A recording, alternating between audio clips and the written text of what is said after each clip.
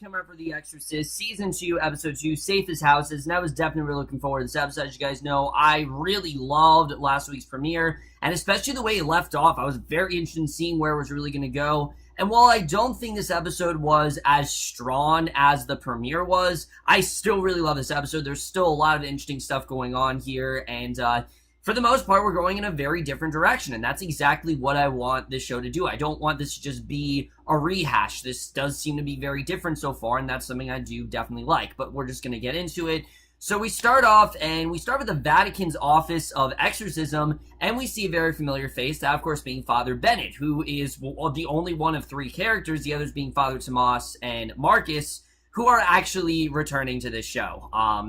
Which is, it's fantastic. Kurt Egyiawan, however you pronounce his name, did amazing work last season. I thought he was fantastic in the show, and I'm glad to see that he's back here. But he's continuing his investigation inside the corruption of the church, because obviously there's a lot of shady things going on, but unfortunately he's really running out of time, and he's forced to appear at the Court of Appeal before he's finished looking into conspiracy. So he addresses the panel, telling them about the integration phase of possession, which is the fusion of a demon and the human soul, and he wonders if they're aware that these integrated beings have actually made their way into the church, including inside the Vatican. And the panel calls for Cardinal Egyiawan, and Father Ben is shocked to see him. He had no idea that he'd be involved in this, and the panel accused him of demonic possession, and Cardinal Egyiawan jokes that he only has arthritis, and Father Bennett questions him, reminding him that he put a bag over his head, like, this is the guy that kidnapped him, and this is the last person he really wants to see right now, and you can just see the fear on Father Bennett's face, like, he's like, oh shit, I don't know if I'm actually going to be able to face him, but he talks about how he slit his wrist when he tried to warn me about a plot against the Pope, and the panel admonishes Father Bennett, but he knows what Cardinal Egyiawan really is. It's clear that, you know, the Office of Exorcism, they think that there's no way this is going on. They're doing a really good job of keeping this under wraps, but Cardinal Egyiawan volunteers to prove he's not possessed, drinking what he claims is holy water, but we don't actually know if it is. Like, he very well could be joking around, and there's no, you know, he could very well be tricking them, but there's no reaction, and he's excused, and as he leaves, he winks at Father Bennett, so I think this very well shows that he is indeed possessed. There's definitely something very weird going on with him, and I really do like this. I like that we're getting a deeper look inside the church. It does kind of conflict with what the series is trying to do, which is essentially rebrand the show, but I think it made sense. You know, we got so much with the cult last year that I thought, you know, was really inevitable that we were going to get more of a look inside of it and see what was really going on here, and I'm glad to see Father Bennett is still on the show. He was, like I said, a great character last season. It looks like they're only going to deepen how awesome the character is here. The panel actually blames Marcus for being the person behind the conspiracy perpetrated against the church, and they demand to know his whereabouts, but Father Bennett doesn't reveal his friend's location, because obviously he knows where they are. Marcus, meanwhile, is actually in the barn. He's tied to a post with Father Tomas, which throughout most of this episode, they are tied to this post, and Marcus demands to know Cindy's location, and he's told that Cindy's been taken to a hospital. And again, just like last week, they seem to be keeping these two separate from the narrative. Everyone's kind of in their own little place. It's not intersecting with what's going on with the orphanage just yet, but I do have a feeling that pretty soon they are eventually going to make their way towards this group home. But Marcus demands to know Cindy's location. He's told that Cindy's actually taken to the hospital. He warns the men that everyone in the hospital will die if they don't let them go see Cindy. So, at Knockburn Island, Washington, Andy fixes the boards covering the well, and Rose joins him. We get a little more insight into Andy's character this episode, because he claims what happened the night before was an anomaly. However, Rose isn't so sure that this is the best place for the kids. You know, she says, oh, that's just a one-time thing, don't worry about it. But she really is wondering, is this really a safe space for them? Is this really a good place for them to stay? And she doesn't understand how a blind kid wound up at night standing on the cover of a well. I mean, that's not something that happens. There's clearly something sinister going on. So she definitely senses that, yeah, there's something going on here. But back at the house, Truck is worried about his parakeet Morty, who hasn't been fed. He's locked up in Caleb's room, and Shelby assures him the bird can go for a while without food, and escorts him down to the kitchen. And their neighbors Ted and Colleen then show up with a basket of fruit from their farm. They let Shelby know their ewe is about to give birth, and invite him over to witness it. And Cindy's husband Jordy actually returns to the barn to question Marcus and Father Tomas. He wants to know what supplies Father Tomas brought at the store, and doesn't believe that it was saline and water. Remember, he he does not trust them one bit. He does not think that they know what they're doing. And Marcus tells him the poison inside Cindy isn't from their treatments. And Marcus says the poison is actually Lucifer, the morning star, and he's actually taken hold of Cindy. So yeah, we got a little Lucifer crossover going on. Just kidding, guys. I just had to say that. But he says that Jordy's killing his wife by not taking them to her. And Father Tomas confirms Marcus's story and then shocks Jordy by describing the church he attends, which of course is the one that he saw in his vision, which again, I think definitely is going to be the thing that kind of connects everything together. But he even talks about Cindy's radio that's actually pink with stickers and how Cindy sings along when she's happy. And Jordy confirms that they haven't been to that church actually in 10 years. So he doesn't know what's going on there. And Father Tomas says that that's where Cindy retreats to feel safe. She needs to be saved from there, and he sings the song Walking After Midnight, and Jordy warns that if she dies, then they're going to die as well, and he leaves again. So Rose and Andy then have a talk with Caleb because they really know that there's clearly something going on with him. So he takes it as an interrogation. Rose wants to know why he left the house in the dark. Caleb says he doesn't need the sun to come up since he can't see, and she's concerned that he wanted to hurt himself. And Andy defends Caleb, saying he was probably upset about getting the news about his father, and Caleb doesn't want to talk about it, and he quickly shuts down the conversation. So on one hand, you can say, oh yeah, he's just a kid who's kind of miserable about what happened with his father. On the other hand, I don't think it's normal for a blind kid to just sit staring at the sun in the middle of the night. I just don't think it's something that usually happens, but there's a lot of ways you can interpret it. I think Caleb most likely is the one that's possessed, but Jordy's at the hospital next to Cindy's bed. She's in horrible shape. He tries to get her to squeeze his hand. She's already looking like Casey in the beginning of the season. So something tells me this Cindy thing is not going to last for that long, but she's screaming like a banshee, then looks at him possessed, and Marcus is mad that Father Tomas actually risked Cindy's immortal soul by addressing the demon, which is something that obviously you're not supposed to do, but you can tell that Tomas is taking a different approach, and he's letting in his head, and Father Tomas claims that he can take care of himself, and they actually rehash Father Tomas's first exorcism of Casey, and Tomas reminds Marcus that he was a beginner at that time, but now he's experienced. It's not going to happen again, and Marcus says 6 months ago is just a blink in time. However, Father Tomas is sure that God gave him this ability, and it's a gift, and again, their conflicting perspectives is one of the most, it's just one of the most compelling elements of the season. I really am loving where they're going with this, and I'm definitely looking forward to seeing, who really is in the right here, because I do think they both do have points. It's really just going to come down to who actually can, perform this exorcism correctly.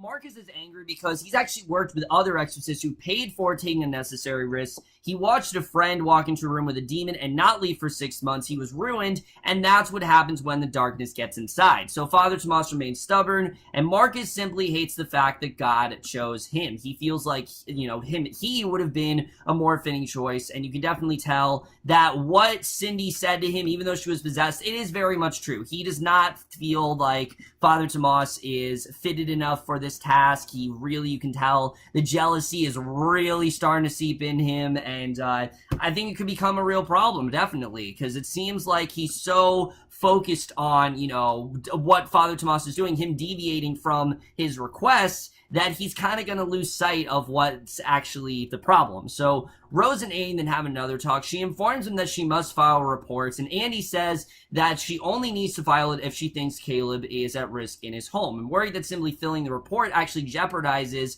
his foster home. Remember, he's, worked very hard to put this together, and he's very worried that if he signs anything, then it's just going to go away. So Rose is concerned that Caleb is trying to hurt himself and that he needs to be institutionalized, and she doesn't think that he's really looking at this clearly enough, that maybe he's missing the warning signs, and she reminds him that he's actually done it before, bringing up Nicole and saying he hasn't moved on with his life, and it was a really good scene. We get more into his past, and he leaves the room. He sees Grace in the hall. She's been listening to his argument with Rose, and again, just something about Grace. I don't know what it is, but she's just really creepy. Just something about this little girl. There's something really creepy about her. She's got this really just very sinister, menacing exterior, and I don't know exactly how to describe it, but just something about her just gets me really uneasy. Jordy then calls the man at the bar. He has his cousin bring Marcus and Father Tomas to the hospital. It looks like a tornado went through it, and there's blood in the hallway. I mean, it's just really bad. Jordy and the officers are trying to clear the hospital, but Cindy is holding one of the unfortunate men who didn't escape by the throat. And back at the Vatican, Father Bennett and Cardinal Caro actually meet. The Cardinal knows that Cardinal Gilatz was putting on an act. You know, he knows very well that, yeah, he actually is very much possessed, and the Cardinal informs Father Bennett the office of exorcism had actually been disseminated, and with the most talented exorcists pulled off cases and brought back to the Vatican. And it's completely undermined the church's ability to help those in need of exorcisms, and in fact, the church hasn't approved an exorcism in the last 6 months because they don't have Tomas, they don't have Marcus. These are the people who really can pull this off, and everyone else is just kind of shady. So the conspirators have actually declared war, and those loyal to the cause are needed to help. And the Cardinal hands Father Bennett photos of a young woman, instructs him to find her and keep her safe, and he also warns Father Bennett not to give her a gun, no matter what he does. Now, I'm calling it right now, this woman is Cindy. I think Cindy is the woman that Father Bennett needs to find. I think he's going to track her down. I think he's going to find a way to get this out of her. Or it's someone who is involved in the orphanage. Maybe it's, Verity possibly. I mean, there's a lot of possibilities here, but I do think Father Ben is going to definitely interact with one of the characters very soon. I think we're definitely going to see that. But Father Tomas and Marcus enter the room with Cindy and her hostage. She immediately bites the man's face and spits out a chunk of flesh she's removed. Again, I don't know how Fox is able to get away with this stuff. I don't get it. I really don't. But nevertheless, I'm glad they're going for it, because there's just some really, really disgusting stuff going on in this show, and it's really well done. I mean, for a possession show, you want it to be disgusting. You want them to go for it, and they really are. So Father Tomas tells Cindy that he knows she's in there and to let the man go. She doesn't, instead slices his throat and then climbs the wall and escapes in the ceiling, and they track her movements. And Caleb is then in the kitchen. He grabs an apple from the basket that the neighbors brought over. He immediately grimaces and spits out the bite, revealing it's full of maggots, and he's rinsing his mouth in the sight when Verity joins him and says that he freaked everyone out. And the apple basket falls to the floor as Caleb leaves the room, telling Verity to leave him alone. So again, this just again illustrates the fact that Caleb most likely is of sinister intent. I definitely think that Caleb is not just the Caleb they've all known. There's definitely something in him, and I think we're definitely going to get into that more as the season goes on. So Shelby's over at the neighbor's farm watching the Ewe who's about to give birth, and they determine it's coming out breech, and although they suggest that Shelby wait outside, he actually stays in the stall while they work on helping the Ewe. So a horse is anxious and agitated as the pregnant sheep is in obvious trouble. Ted is actually able to remove the baby, but it's not a normal lamb. It has teeth, it looks really grotesque, and they warn Shelby to look away as Ted gets a pitchfork and straight up kills the lamb, which I don't know what this is all about. I don't know why they're just killing lambs here and there. I mean, I know obviously this is not a normal lamb or whatever, but I'm sure this is going to make sense further down the line. Caleb then visits Andy in his room. He wants to talk, and Caleb wants to apologize, but he says that he was on top of the well because of Verity. He says that Verity was with him and told him to count to 10, and she left him there by himself, but he didn't say anything earlier because he didn't want to get her in trouble. Now, I'm gonna say it right now, I don't think this is true. I think, honestly, whatever's in Caleb, it is trying to frame Verity. I think they're trying to make any sort of worry on Caleb, they're going to project that onto Verity, and it makes sense. Verity, like I said, she's a very nihilistic attitude, and I think they're going to try to go after her, thinking that she's the one that's possessed, but I think she's the one that actually is innocent here. I think it's kind of like season 1, where we thought that for sure Kat would be the one possessed, but it's actually Casey, and I think that's what's going to happen in this case. So Father Tomas and Marcus then lead the hunt for Cindy, following her path in the ceiling. They find her in the nursery cradling a newborn. There's a dead nurse on the floor as all the babies are crying, and Marcus tells her not to harm the baby, and suddenly all the babies just go quiet, and Marcus doesn't think that Cindy's body actually has the strength to fight them. The demon says that all Cindy wanted was a baby. It forces Marcus to stop trying to exorcise it by threatening the baby in its arms, and he starts singing, and when Marcus turns to tell Father Tomas to stop, Cindy lunges and grabs Marcus. She holds him against the wall by his neck, feet a foot off the floor, and Father Tomas tries to get her attention by singing again.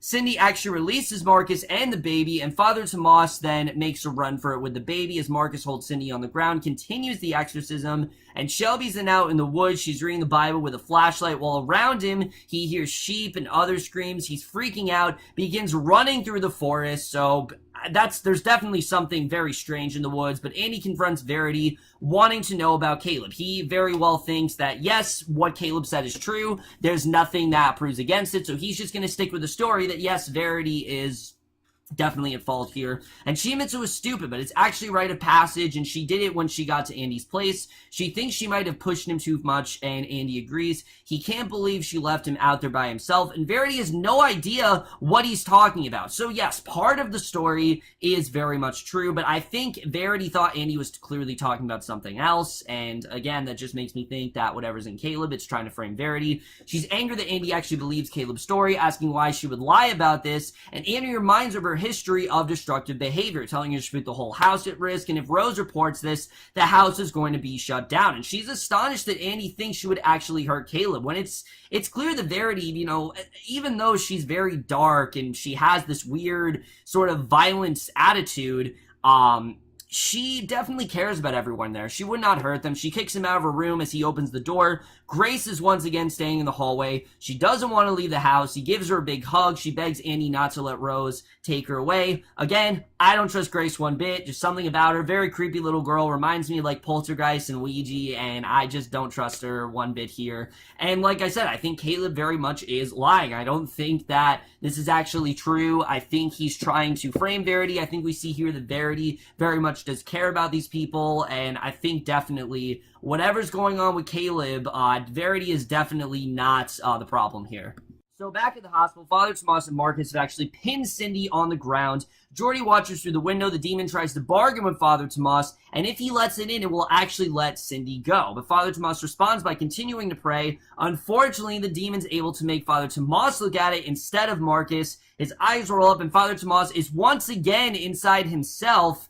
And in the vision, Cindy is then seated in a pew pointing to the confessional. She begins singing as Father Tomas enters the confessional, and he sits down opposite the demon, who tells the priest that Marcus is afraid of him. He screams at the demon, "Deliver us, O Lord." The demon then throws open his mouth, and its face just completely falls apart. So what are these visions about? I don't know, but Marcus continues the exorcism by himself. Cindy's mouth then opens wide, just as in Father Tomas's vision. They both scream as they pray, while Cindy's head is actually bent backwards, and Father Tomas's eyes return to normal. Everything calms down. They speak to Cindy. Her eyes are clear, and it seems like they've fixed it, like they've actually gotten the demon out of her, but I don't think that this is completely over. I think definitely it's going to transfer into someone else, but Jordy rushes in the room. He hugs his wife. A while later, Jordy actually sits beside Cindy, who's back in a hospital bed, and in the doorway, Father Tomas tells Marcus to quit sulking. Marcus reminds Father Tomas this is not a game, and they won in spite of his recklessness, that maybe it's going to work now, but it's not going to work every single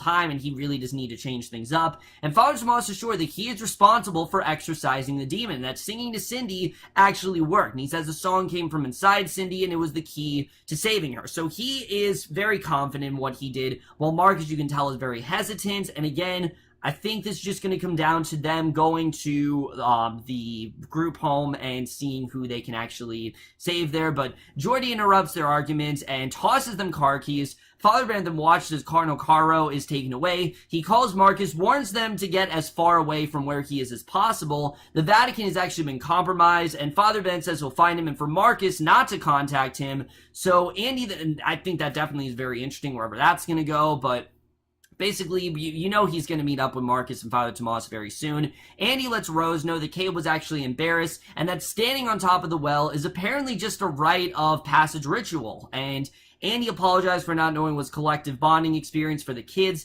saying that maybe it's even a show of strength, and the kids have promised him no more rituals. Andy then adds that Caleb is not suicidal, asking her to trust him. She apologized for bringing him Nicole earlier. He tells her she doesn't need to apologize. He says that he's glad that she's there, and it was a really nice scene, but again, we know there's definitely something going on. Rose then finishes typing up her instant report, saying no further action is needed at the house, and Marcus then drives. He sings Cindy's song. He admits that he can't get out of his head, and so Father Tomas turns on the radio. He doesn't tell Father Tomas where they're headed, but a sign indicates Spook Gang is in 197 miles, and Seattle is in 475. And where's Seattle? Well, that's exactly where the group home is, so you know that they're going to be headed there at some point, and I definitely did like seeing that here. But then we get to the ending here where we see back in Andy's house, he watches from a doorway. Truck and Caleb are relaxing in their shared room. He pauses in front of Verity's room, and just as he's about to knock, he hears a noise downstairs, and he heads outside, looks around. He sees bloody handprints on the front door, turns around, and it's Shelby, and she's cradling the bloody dead lamb in a towel, and we find out what this is all about. He actually put its blood in the front door because lamb's blood can actually protect a home, according to the Bible, and she says she didn't know what else to do, and lets him know that there definitely is something in the woods, and that is the way this episode ends. So, like I said, guys, a lot of interesting stuff going on here. First of all, let's talk about what's going on at this group home. There's definitely something going on in the woods. There's definitely some form of possession there. But again, I don't think it's Pazuzu. Pazuzu was pretty much defeated last season. So I do think that whatever was in Cindy, you know it's not just going to go away. It's going to transfer into someone else. And I don't know if it's going to be here or what's going to happen. But I think definitely...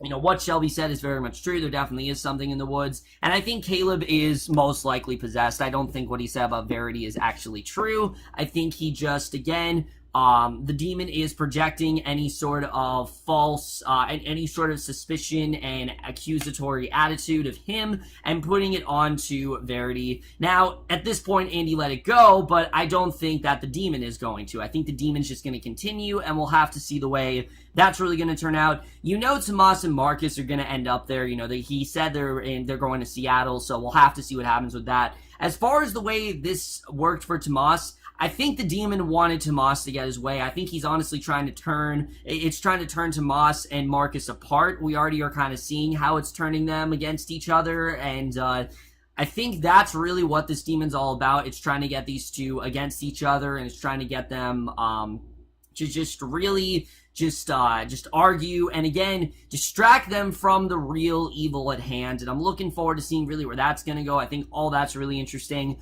Father Bennett, he's definitely going to meet up with Marcus and Tomas very soon. But who's this woman that he has to see? I don't really understand what that's all about. I think we're going to get into that very soon. But the real question with Father Bennett is the cult and everything like that. Is he going to be able to expose them? I mean, obviously, Cardinal Caro knows very well that yeah, there's a lot of shady stuff going on here, and they can't really do an exorcism right now because they don't trust that anyone, you know, residing in the church is not possessed themselves, and that they're not, you know, they are actually going to perform a successful and safe exorcism. You know, it doesn't seem like it's really going to work out for them, so I'm definitely looking forward to seeing really where that's going. Like I said, really my only thing with that is that it does, in fact, it does definitely conflict with the whole series attempt to kind of like revitalize, well, not revitalize, but completely retool the series, and it seems like that's kind of what they're trying to do here. I like it. I love seeing Father Bennett, but I'm just not sure how this is really going to tie into the main story. I guess we'll just have to see what really does happen there. Again, Grace, something about her as a character, just, she's really creepy. I think if the demon's not in her now, I think it's going to transfer to her. I think it's going to start in Caleb, it's going to go to Grace, and I think that's kind of where we're going here. They're definitely going for like a younger sort of, you know, a younger sort of, not demographic, but they're going with a much younger sort of tone. I think the kids this season, they're going to be the ones who are possessed. I think it just kind of makes the most sense to do that.